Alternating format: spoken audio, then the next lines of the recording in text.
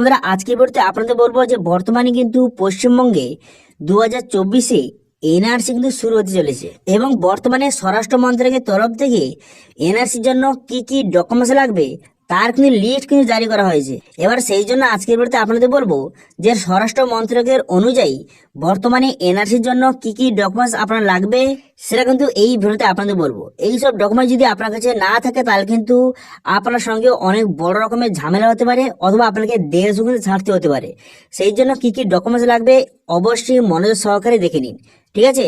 এবং আমাদের চ্যানেলে প্রথমবার ভিড় করে থাকলে আমাদের চ্যানেলটিকে সাবস্ক্রাইব করে রাখুন এবং পাশে বেল আইকনটিকে অন করে রাখুন, কারণ আমরা এরকম রিলেটেড নিত্য ভিডিও নিয়ে আসি। তো চলুন আজকে ভিডিওটা শুরু করা যাক। তো এখানে বলা হয়েছে যে এনআরসি হলে কি কি নথি লাগবে জানালো স্বরাষ্ট্র মন্ত্রক।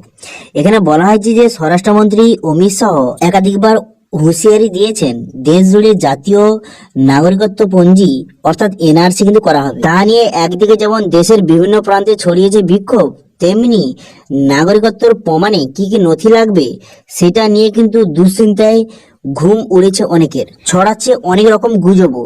তো এই জন্য কিন্তু স্বরাষ্ট্র মন্ত্রকের তরফ থেকে কি কি নথি লাগবে সেটা কিন্তু জানিয়ে কিন্তু দেওয়া হয়েছে।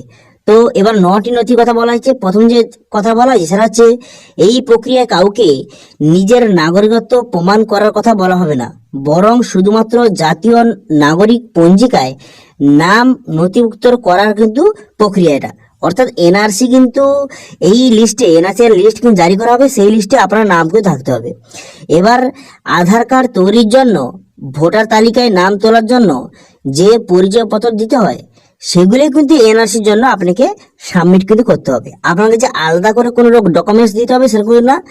আপনার যে এই ভোটার তালিকায় বা আধার কার্ড তৈরির জন্য যেসব ডকুমেন্ট লাগে সেই সব ডকুমেন্টস কিন্তু লাগবে, ঠিক আছে? বোঝা গেল।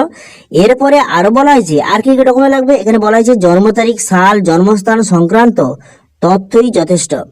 যদি সেই তথ্য না থাকে তাহলে আপনার বাবা বা মায়ের জন্ম তারিখ, সাল, জন্ম সংক্রান্ত কোনো তথ্য দিতে হবে। এবার তবে আপনার বাবা অথবা মায়ের নথিপত্র জমা দেওয়ার কোনো বাধ্যবাধকতা নেই। জন্ম তারিখ ও জন্মস্থান সংক্রান্ত কোনো রকম নথি মাধ্যমে আপনাকে নাগরিকত্ব প্রমাণ করতে হবে। অর্থাৎ আপনার যদি কোনো রকম জন্ম তারিখ অর্থাৎ আপনার যে বার্থ সার্টিফিকেট থাকে অথবা আপনার যদি কোনো রকম দলিল অথবা জমির রেকর্ড থাকে সেটা আপনি সাবমিট করবেন, অথবা আপনার বাবা যদি জমির রেকর্ড বা জমির দলিল থাকে সেটাও সাবমিট করলে হবে, কোনো সমস্যা নেই। যদিও এই বিষয়ে কোনো রকম সিদ্ধান্ত নেওয়া হয়নি বলে জানিয়েছে স্বরাষ্ট্র মন্ত্রক, তবে সরকারের দেওয়া ভোটার কার্ড, পাসপোর্ট, আধার, লাইসেন্স, বীমা সংক্রান্ত কাগজ, জন্ম শংসাপত্র, বাড়ি অথবা জমির যে শংসাপত্র এবং যে স্কুল ছাড়া শংসাপত্র, এই ধরনের নথি কিন্তু থাকলেই আপনার হয়ে যাবে। সেই তালিকায় আরো কিছু নথি অন্তর্ভুক্ত করা যেতে পারে জানিয়েছে স্বরাষ্ট্র মন্ত্রক। অর্থাৎ কিন্তু এনআরসি হলে আরো কিছু ডকুমেন্টস লাগবে, কিন্তু তবে বিশেষ করে এই যে ডকুমেন্টস গুলি নাম বললাম এইসব ডকুমেন্টস গুলি আপনাকে থাকতে হবে। এর মধ্যে আপনার যদি যত বেশি সংখ্যক ডকুমেন্টস থাকবে ততই ভালো। ওকে, বোঝা গেল। তো এর পরের পয়েন্টে এখানে বলা হয়েছে যে 1971 সালের আগের কোন রকম পরিচয়পত্র অথবা কোন রকম ডকুমেন্টস কিন্তু দিতে হবে না, সেটা শুধুমাত্র অসমের জন্য। অর্থাৎ কিন্তু 1971 সালের, অনেকে বলছে 1971 সালের আগে কিন্তু দলিল দিতে হবে। তো আমি আপনাদের বলবো যে এরকম কোনো কিছু দিতে হবে না, এটা কিন্তু অসমের জন্য, যে ওয়েস্ট বেঙ্গলের জন্য এটা প্রযোজ্য না, ঠিক আছে? তো এবার 6 নম্বর পয়েন্টে বলা হয়েছে যে পরিচয় প্রমাণের সাধারণ নথি লাগবে।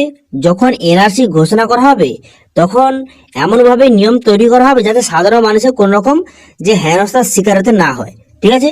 তো সেই জন্য এনআরসি হলে কোন রকম আপনার ভয় বা চিন্তা করার কোন রকম প্রয়োজন নেই। যখন এনআরসি হবে তখন কিন্তু যে আপনার কাছে যেই সমস্ত সাধারণ ডকুমেন্টস আছে সেগুলো কিন্তু লাগবে, আপনার যে আলাদা করে কোন রকম ডকুমেন্টস সেগুলো কিন্তু লাগবে না, ঠিক আছে? এবার কেউ যদি নিরক্ষর হয় তো সেক্ষেত্রে কিন্তু তাকে একজন সাক্ষী কিন্তু নিয়ে আসতে হবে, ঠিক আছে?